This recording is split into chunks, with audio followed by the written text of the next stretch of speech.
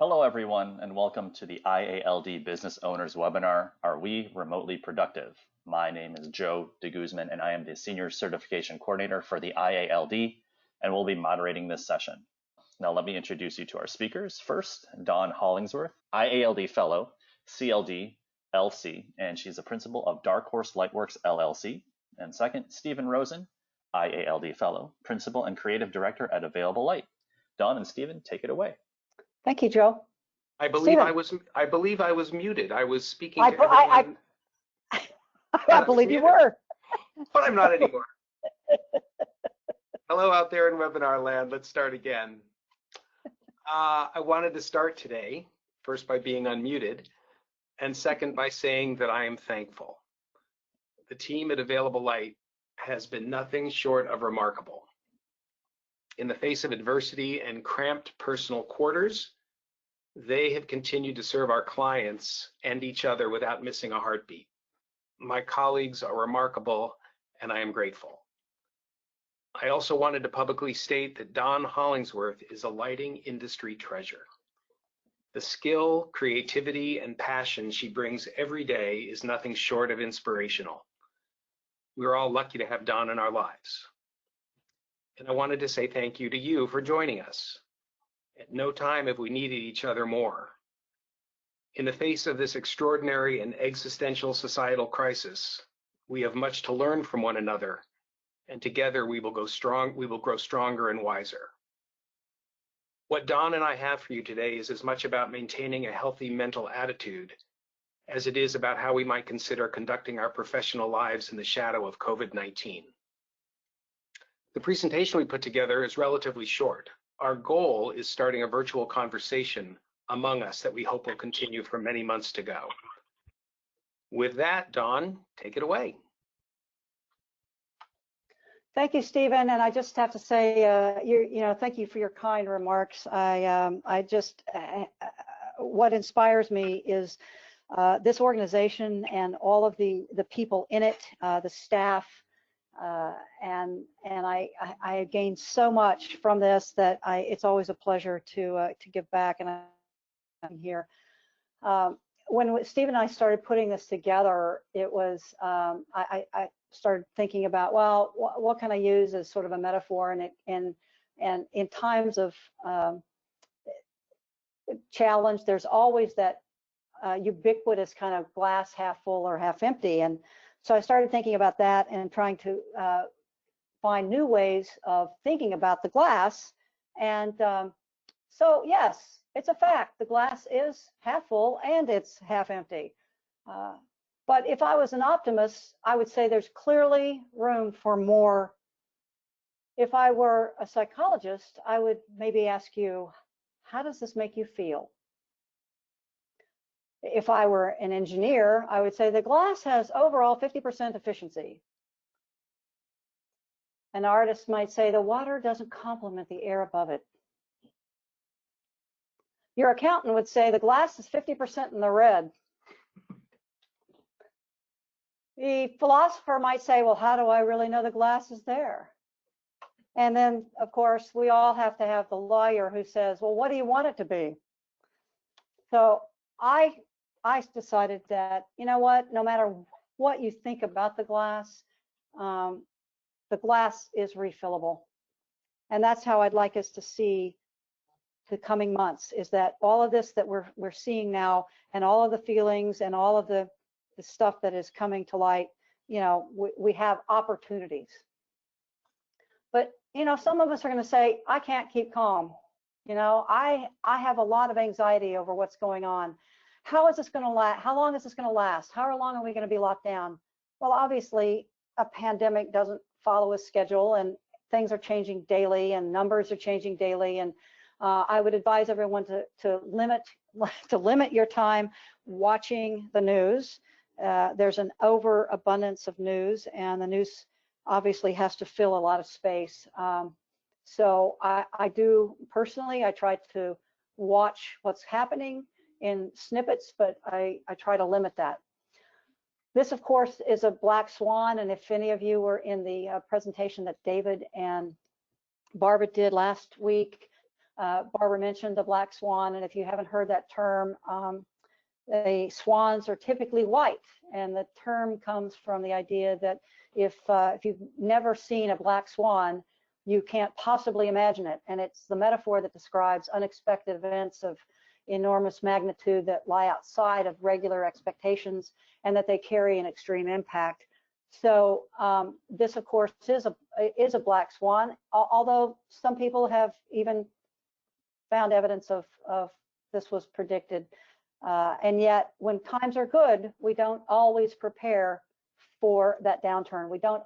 We expect things to continue the way they were in the future. And yet, for some of you, the younger group, the designers we have and manufacturers, if there's LIRC members on, for some of you, this may be the first time you have seen this kind of thing happen. For those of us who've been around since God said, "Let there be light," like me, this is not the first time that I've seen this kind of an economic downturn, and so it's important for all of us to have ways to prepare and to get through this. Since we can't predict them, our role and our job is to build a robust resistance while we are still exploiting the positive things that are happening. And there are a lot of good things that are happening. So now that we're here, what do we do with the current climate? Well, I say keep calm and be fabulous. So that's my charge to all of you. And I'm going to let Steven share some insights on how to do that. Thank you, Dawn. So I guess it's fair to say that only you know and understand your unique situation. We each are coming at this from a slightly different place. And managing stress and grief, well, there's a lot of grief out there right now, starts with the realization that we can only control so much. What's put me off my game is that although economic fundamentals are still intact, our work is continuing, deadlines are looming, all of our people are busy, my mind wanders to scary places like, what will tomorrow bring? So what are some coping mechanisms? It's helpful to develop priorities, small to large, to help us from letting our minds wander to uncharted places. What are your personal and familial needs? And that then expands out to what are your company's needs? And the circle grows to your clients, out to the industry writ large, and how can you participate in local and global outcomes? I think these are things that we're all thinking about. The graphic I put up on the screen here I think is wonderful because it forces us to consider our thoughts and our actions. Where were you on this chart a week ago? And where are you going to be next month? We've got to keep this in perspective.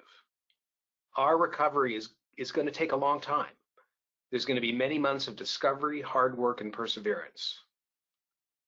Working from home, physically disjointed from colleagues, I have been thinking about time and how I put it into silos. Our days are not nearly as linear as they used to be, and there are far more interruptions, distractions, Zoom calls, snacks, etc. And this means we need to be more disciplined about accomplishing our tasks. I think the thing to start with is to set a schedule where you can work and where you can take care of your family.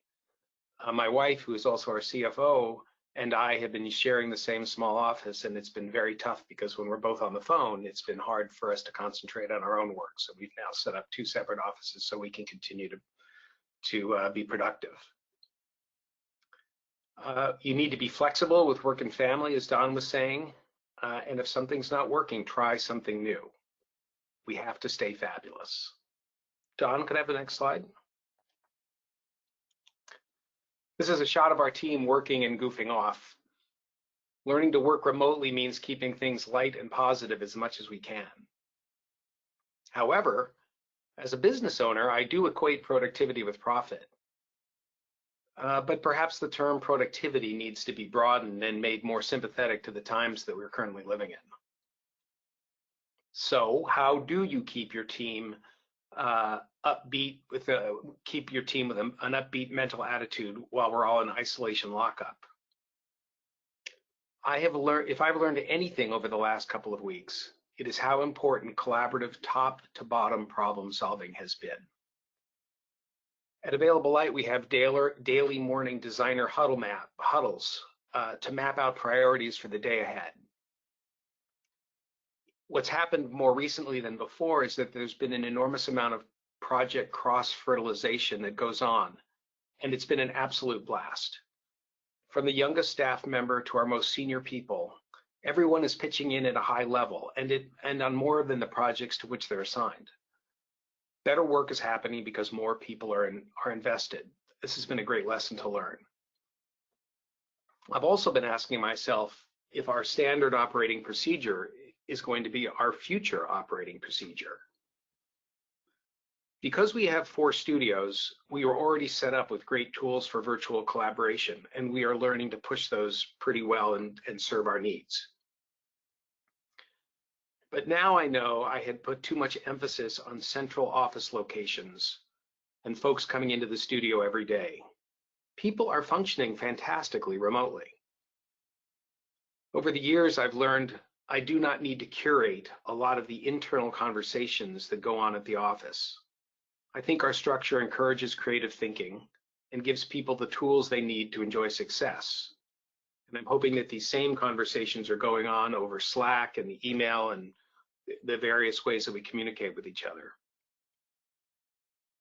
In the last 3 weeks, the attitude has been put to the test, however, and our team has been fabulous. I would encourage you all to focus on thoughtful autonomy and independence for each of your staff members. And that will deliver exponential self-growth to each employee. There remain really critical arguments for being together. Mental and social well-being are certainly at the top of that list for me, and that might not have been something that I considered before. But at the same time, I wonder how our company will look in the future. Co-working spaces are starting to look like a real possibility down the road. But as Tom Wharton said in a recent conversation, let's hope our clients don't start to think that way, or we're all going to be in big trouble. We have been crazy busy every day. Everyone knocks off exhausted. But if the billable hours start to taper off a bit, as I fear they will, I'm hoping that staff will have some time to develop new skills and think about new markets to make us stronger in the future. I often say to our team that everyone who works at Available Light is in charge of the marketing. Everyone's a marketing person, and everybody is thinking about not only the work they're doing, but who else we could be doing it for and what other kinds of work we can be doing. Again, the top to bottom participation of the team is critical to the success of the group. I would also say, don't forget to celebrate even small accomplishments. With all of us home alone, every gesture is amplified. And do not underestimate the word trust. Trust that your team will do the right thing. In turn, they will trust that you have their best intentions in mind. Dawn, would you mind flipping one more time? So I just talked a little bit about sort of our internal relationships and how we're doing things internally, but I think we're all also thinking about our relationship with our clients and how to future plan for that. And as I said earlier, today we've been very busy, and so have our clients. I don't think we've seen a relaxation in any design deadlines, certainly some opening deadlines, but not the design deadlines. But I am trying to prepare myself that there will be a slowdown. I would say that, like all of you, most of our work is for repeat clients, and most of our process happens, well, it's like a dance that's been choreographed and tailored to the idiosyncrasies of each client over many years. And it's now more than ever that we need to depend on the relationships we've built with these folks. It's fair to project that significant new business with new clients is unlikely to come during the next few months. We all have a few RFPs out there, hopefully with some new business and some new clients. But overwhelmingly, I think we're going to have to be thinking about the people we've been working with and working for over the years. And our existing clients may be slow in hitting their deadlines and delivering new work. And here's where that word trust comes in. You have to depend on them to trust you when you tell them in an open and honest way that you're going to need added time to do your work if the work that comes to you is late.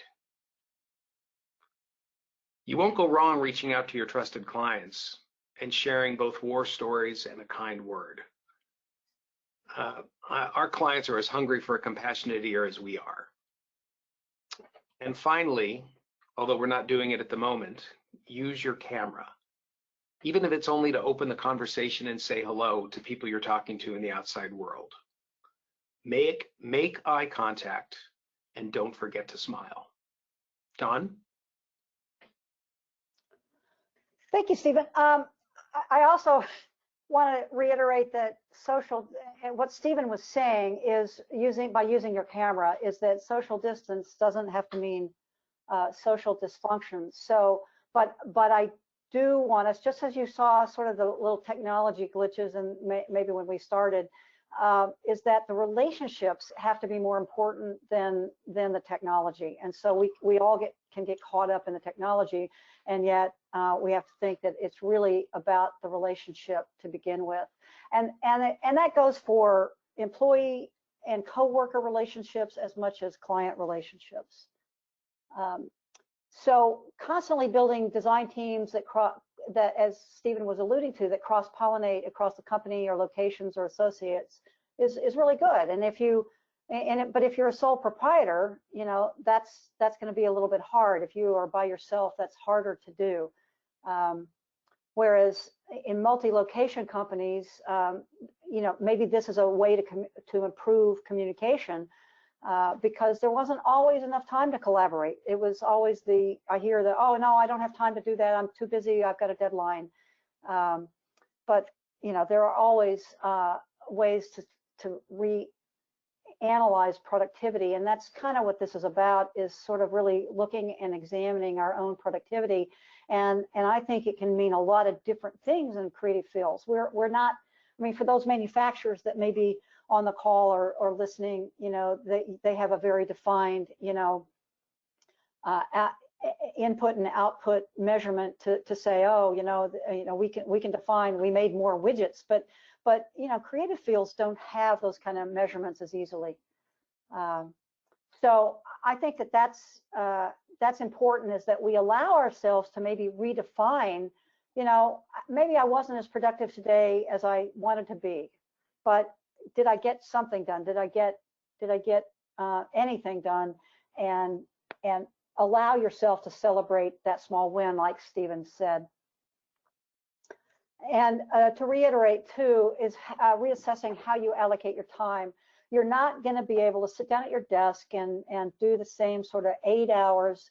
But you know, I really doubt if people really examine how they use their time in 8 or 10 hours at an office, and I know some may be putting in more than 8 or 10 even, but if you sat there and said, okay, I'm going to look at an 8-hour day, what did I do at the office? How many hours was I really doing something? And there are days when you're super productive and you are really able to just knock a lot of work out, and there are days that you go, you know, no, I don't have a great design solution for this yet, and I'm not really ready to commit this to the client, and I haven't really thought this through. And you're going to have those same moments no matter where you're working. If you're in an office or you're working at home, it doesn't really matter. You need to allow yourself that time to have that design thinking. And the conversation isn't about you or me. It has to be about us. It has to be about what can we do together? What can we do? And so even if you're by yourself, like I am, it's what can I do with my client? What can I do with my vendor? I look upon those people as my team. I don't have an associate that I can turn to or that I can call. I have some of you I have many of you that I can call. And that's, again, one of the things that invigorates me about this association is that I can call any of you and say, hey, how did you handle this? Or how did, you know, I have this situation. And that is still available to us. And we should take advantage of that. So staying in sync means that we can use technology tools that are readily available, and many of you already are doing this, and you have this. There's tons of free online resources. There's tons of paid services.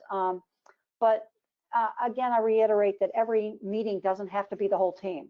You don't have to have, you know, if you have 10 people in your office, maybe you just need a meeting with 2 of them. And so you have a quick 10, 15-minute meeting with them, and you do that virtually. Or you have a phone call. It doesn't even have to be a Zoom meeting. It could just be a phone call. So things definitely are going to be slower, and so you're going to have to redefine your daily and weekly goals with realistic targets, both internally and externally. And sometimes you have to stop beating yourself up over, you know, I didn't get this done, or I'm going to get it done tomorrow.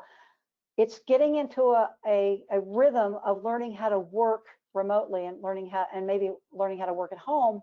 And everybody has a unique situation at home.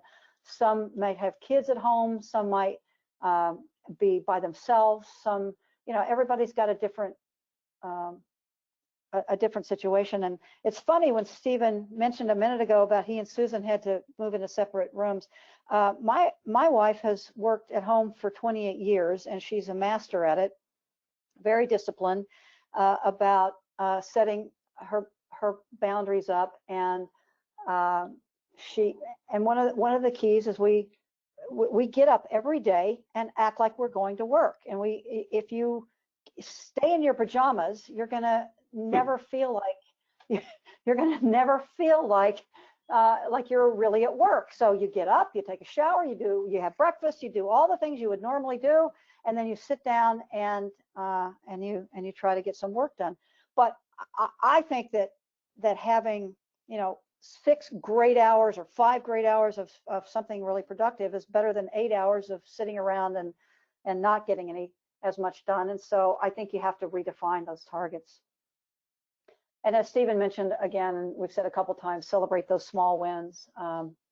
Sometimes one of them that I had the other day, anecdotally, is that, you know, I have a lead project, and that light pollution sustainable site credit is always so hard to get in urban environments, and I wasn't going to get it on this job, and the lead consultant came back and said, can we look at this again, because we need to look at it in relationship to Cal Green, and can we get this point again? And I was like, and at first, when I got the email at 10 o'clock at night, the night before I really decided to look at it, I saw the email come in and went, my first reaction was, oh no, I don't want to have to do this again, or oh man, you know, I can't believe she's sending me an email at 10 o'clock at night.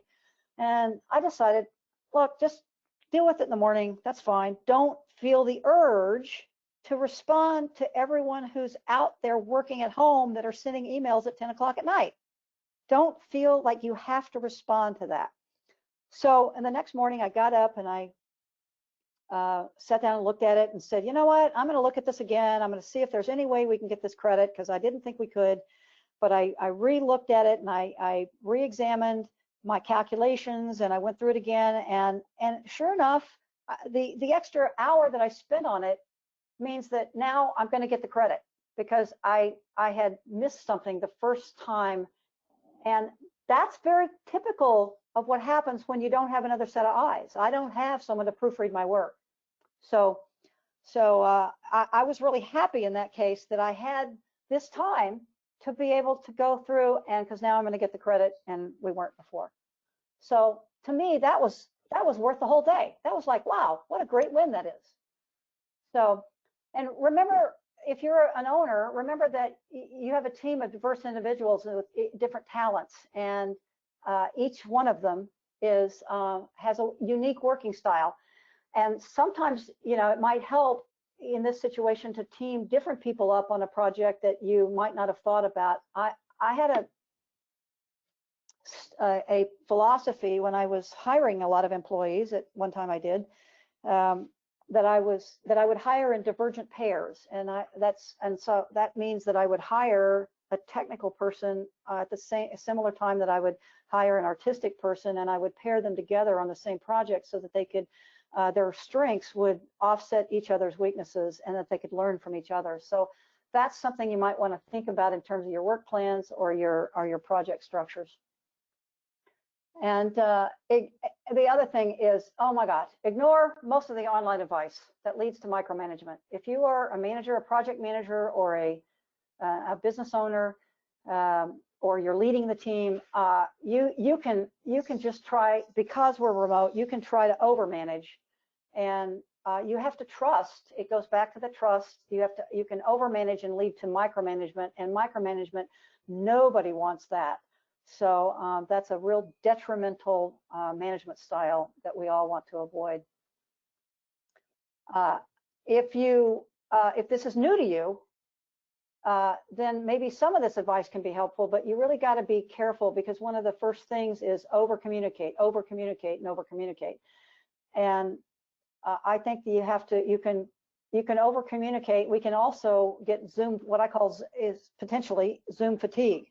If we're not careful, we can have Zoom fatigue. So I think we have to, mitigate all of that. So, and then before you shut down at night or before you start in the morning, just really try to plan your day. Just try to write down a list. And if you're a list maker, if you're not a list maker, maybe you should think about, trying it as a technique. But I make a list I write on, just even on a Post-it note I can throw out and say, okay, or in a notebook. I love the IALD Enlightened notebooks because I use them. I use them to make my lists, and I can, it feels good to cross something off. I got that done. So that's another small win. So I found this sentiment in an email that I did get, and I thought that this was really good, because what it's talking about is go a little bit of going. You got to go with the flow a little bit. You got to go with what's happening, and we have to accept what's happening. So that's one of the first things in being successful is acceptance, and then surrendering to this, and then you will become powerful. So I think this is a great way to open this up, and we'd like to hear from you.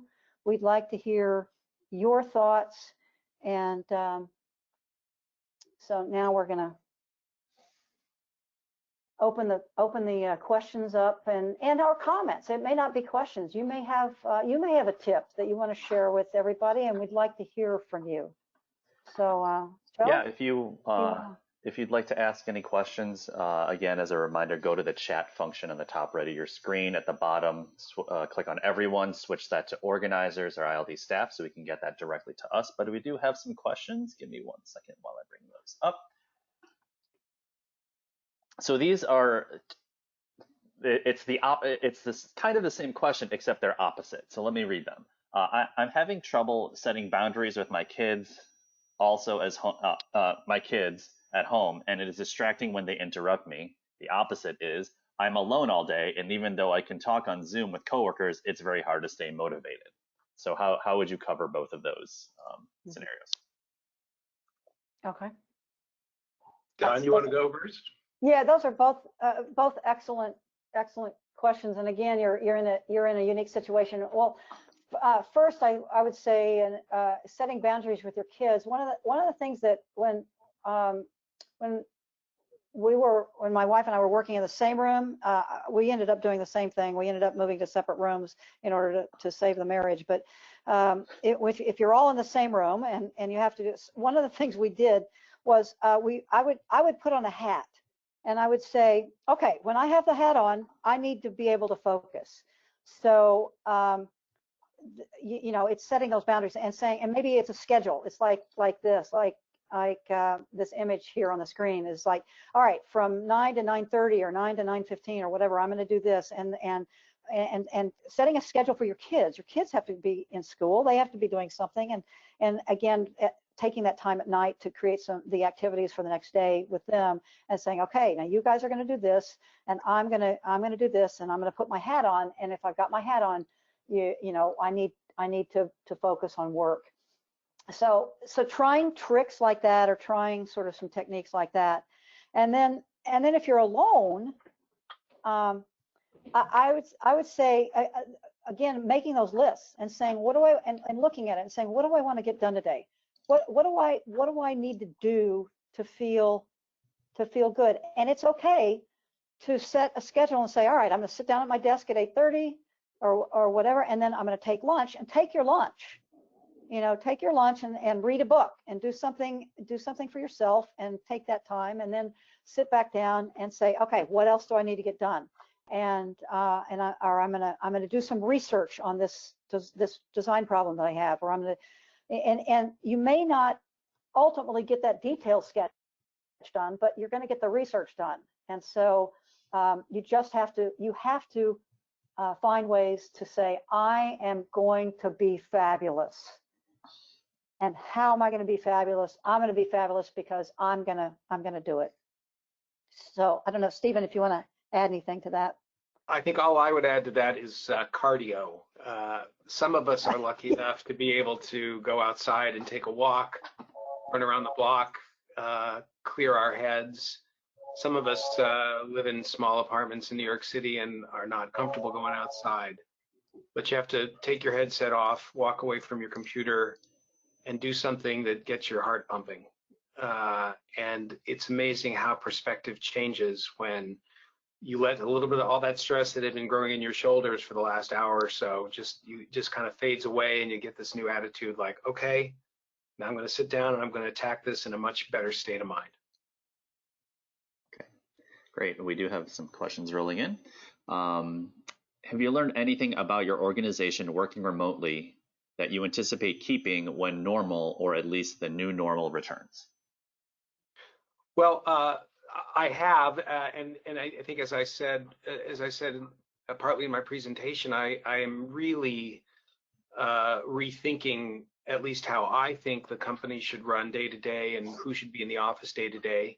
I work with a lot of people, and we make decisions mostly by consensus. So I need to obviously talk to everybody at Available Light about this, but it's something that I hadn't thought about. I would say that I was pretty old-fashioned about, if there are any Available Lighters online, I'm sure they're chuckling right now.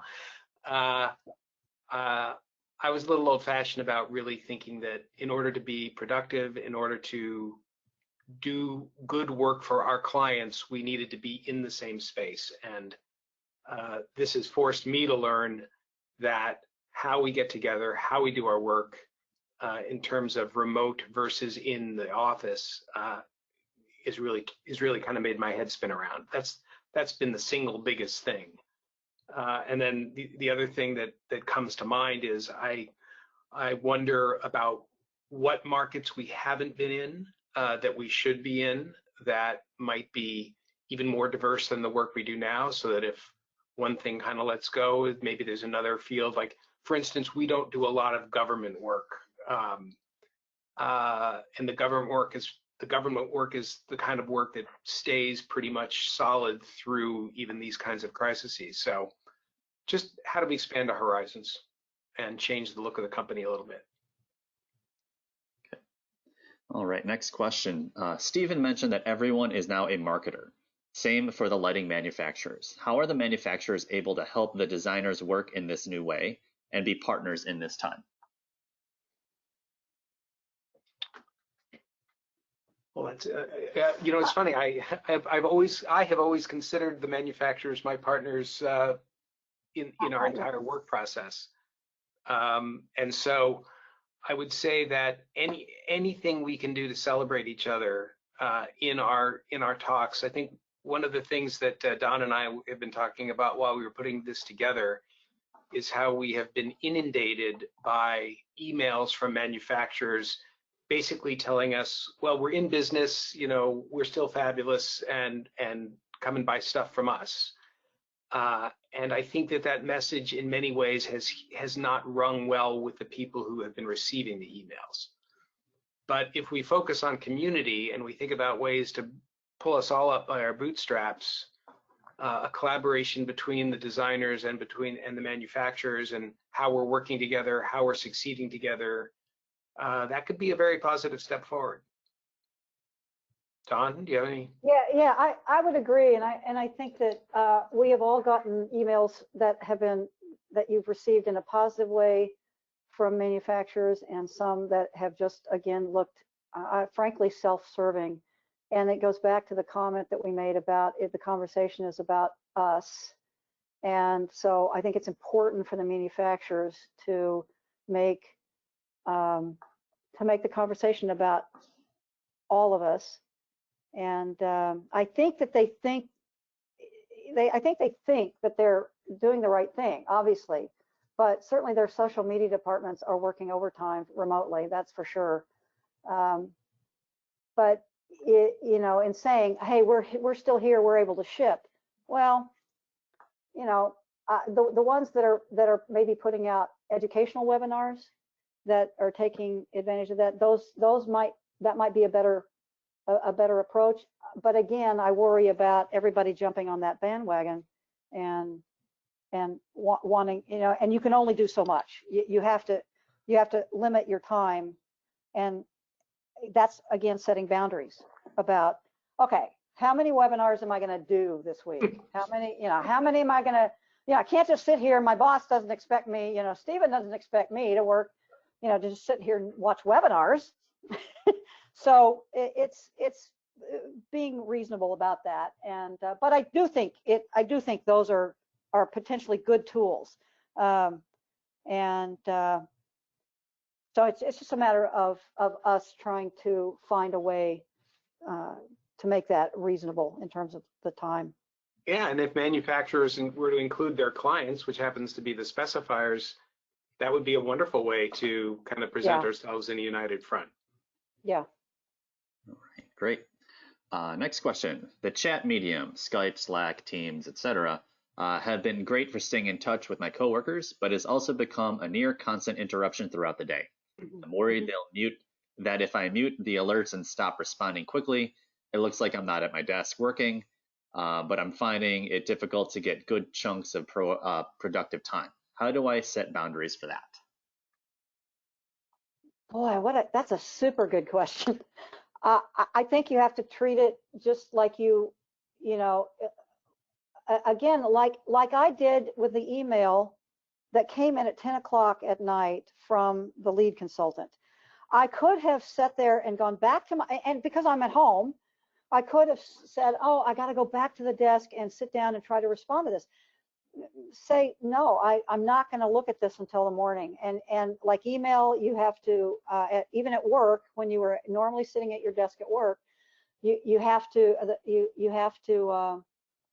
allow people not to time to respond. You have to allow them to say, hey, I'm not responding to this, and I'm going to wait. But also maybe say, hey, let's set up a time let's just go ahead and set up a time between like 1 and 2 in the afternoon and after lunch, and let's just do a check-in with each other and eliminate that sort of like chat barfing. This is kind of what it's the chat barf. Like, just because you can send a chat and dump it off your desk, and what you're doing is dumping it on somebody else's desks. So we all need to work together to not do that. And so both of you need to talk about it, or all of you need to talk about it and say, okay, let's have this team working on this project. Let's check in with each other between 1 and 1:30 every day or every other day, or whatever, and get the whole team to set those boundaries, because you can definitely just get inundated by that stuff, and it's distracting. So you have to find a way to control it. I don't know. Maybe we should call that chat chaff as opposed to chat barf. Okay. I don't know if I have a good answer to the question, but I would commiserate by saying, because we're all working remotely, and if a Slack or an email or a text comes in from a client, that is definitely one of the harder parts of us all working remotely. Is now all of a sudden it's like communicating with the team about some important issue that just arose, and everybody is off doing other things. And when you're in the office together, it's easier to kind of have a very brief sort of eye contact, nod, smile, and you're back to work. Whereas when you're all working remotely, it adds to the complexity of that issue. I don't have a great solution other than try to find boundaries with your clients and not feel like if you don't answer with them within 30 seconds, you're never going to work for them again, because I don't believe that to be true. Yeah, I would agree. Okay. The next question is going to have different answers depending on what country you're from, because we're all at different levels of this, lockdown. Some are bending the curve, some are spiking, some are coming off of it. So the answers are going to vary, but I'll still read the question anyway. While we are under lockdown, we still have our offices and infrastructure that's right now not utilized and is inaccessible. Do we still hang on and see how things pan out in the next month or so, or we just give up on them right now and save the cost, as we never know how long this is going to take? Well, if you've signed a lease, and I have signed a bunch of them, that's not so easy. It's not such an easy answer. Right. I would say that all we can do as we philosophize about, which is what we're doing today, about where we are now and where we're going, I think the best we can do is figure out how to keep going, how to keep our doors open, how to bring in enough cash just to keep all the bills paid. But it also, I think, has forced us to think about the next generation of our businesses and where we go from here. I'm sitting on multi-year leases that I am confident my landlords are not going to say, "Oh, sure, just feel free to move out." So I don't have that luxury. I suppose if you do have the luxury and you think that you're not going to be able to keep it together unless you jettison the expense of a space, then only you can make that decision, but at least you have the freedom to do that. Yeah, I would add to that I think the first thing you have to do is talk to the landlord. Look at your situation and talk to your landlord. Obviously, none of us want this to go, into the fall. Obviously, we're hoping that we can mitigate, we can sort of bend the curve, as they say. And I think we're starting to see that in some locations. Some locations are a couple of weeks behind that. And so you're right, it's gonna be different for everybody. But I think you have to talk to your landlord, see what other potential relief there might be for you. Yes, absolutely.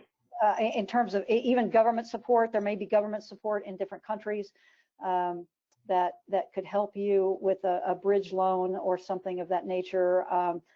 Certainly here in the United States, they're trying to make sure that you maintain your payroll by giving you payroll forgiveness loans. So please, if you are a self-employed person on the line, today you can now file for the payroll protection plan, and if you're in the United States. Yeah, if you're in the United States. Now, if you're in another country that doesn't have anything like that, then your government may have developed a different program. And if there's no relief, then I think you just have to talk to the landlord and see what you can do to defer the payments and stretch them out. Okay, next question. How are you handling in-house training of very junior staff? At the moment, even our newest employees have been with us for a little while, and they are working at a very productive level on the software platforms that we use on a daily basis. Part of our business model has been lighting trade show exhibits, and if anybody has noticed lately, all the conferences across the world have been canceled for the foreseeable future. So there has been some retraining with a couple of our employees in the trade show division coming up to speed and helping us with our architecture work.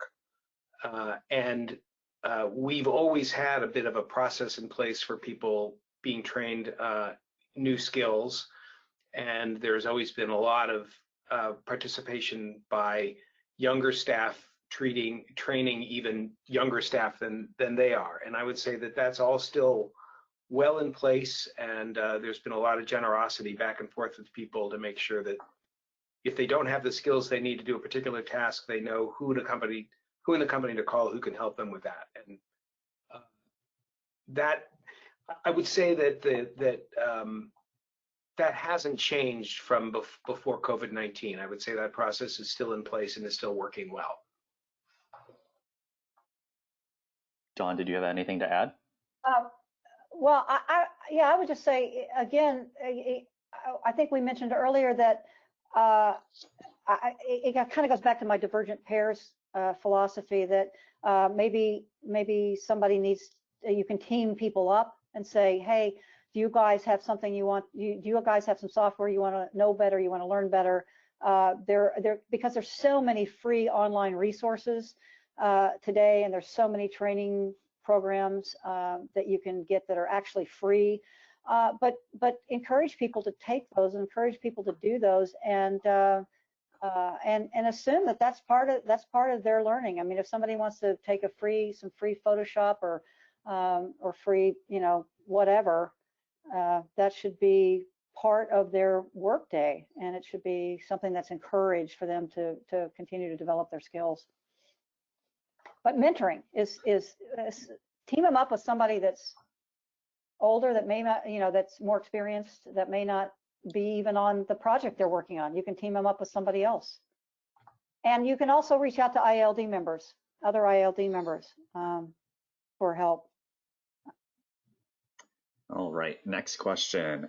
I know Steven said there will not be a lot of new clients during this period, and I agree. It is most important to take care of current clients more than ever. But isn't this the best time to plant some of those seeds, even if harvesting will not happen well into the future? Well, that goes right back to my yes. I absolutely agree with that statement, and that's why I go back to the we are all in the marketing department, and each person at each level of the company has colleagues on the other side of the client page, and they meet them in all sorts of ways. Less at conferences these days than before, but hopefully that will change. So I think that that's well put, that just because it is unlikely that we're going to land a bunch of new clients in the next few months, staying out there, communicating with people who'd been on your, I'm sure we all have a list of people and companies that we think we would be a good match for, but we've all been too busy to kind of act on that. I would say this is absolutely the time to find subtle ways that help a potential new client understand how you might be good for them, and so that when things do start to pick up, there might be that little aha moment. So, well put. Well, I would also offer a counterpoint to that, though, too, because if you're feeling anxious and you have issues with your business, think about your clients. They are also dealing with those same issues, and they're also struggling with how to be working effectively remotely. And so, it could also be perceived as a bit intrusive.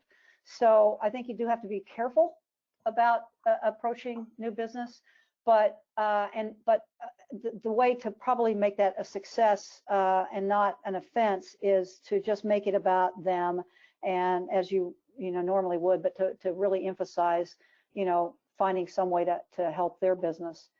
And it's a fine line, though, I think, right? Well, I just think right now it's a delicate line, and I think it's also going to depend on if you're in New York. If you're in New York, I think it's probably not the time at all.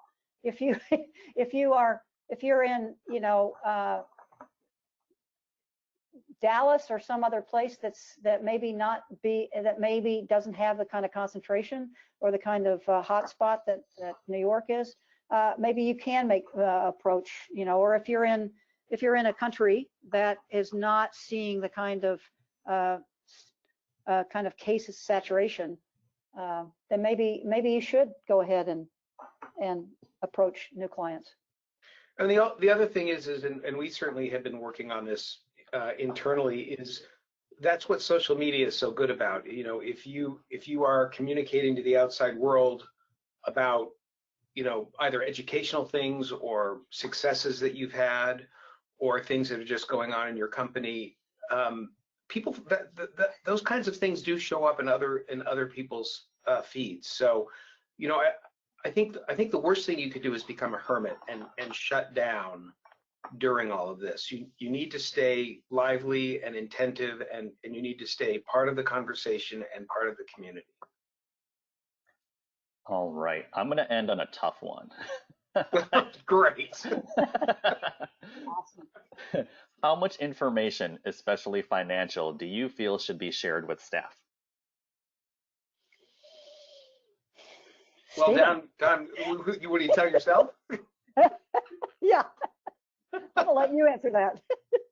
Well, I think the answer is that I think for me and for my senior staff that I work with, the answer is the company needs to know, and mostly you have to be very honest with your team about where you are financially. Are things going well? Are things not going well? We meet once. We have an all hands meeting once a week, and these days one of the first things on the top of the agenda is where my wife Susan and I report to the entire staff about what we've been doing. Everything from reductions of senior designer salaries to loan applications and how we're dealing with our line of credit, where we stand right now in terms of are we still have cash in the bank, how long are we solvent before we have to consider sort of more drastic measures. I mean, in the end, I think what employees are most concerned about is, is the security of their position and their job. And so all I can do is tell them where we are at in the moment, and try to project out as far as I can, which is probably not more than a couple to 4 or 5 weeks, and continue to pass that information on. I don't share the every last dollar that's in and out of available light with my team. I don't think they're particularly interested in that. I don't think it's helpful, but they certainly know overall how the company is doing and what they can do to help make things better. So I think that's a more of a question that would be true again at any point in time during your business cycle, not just in the age of the coronavirus. But there's my answer. Yeah.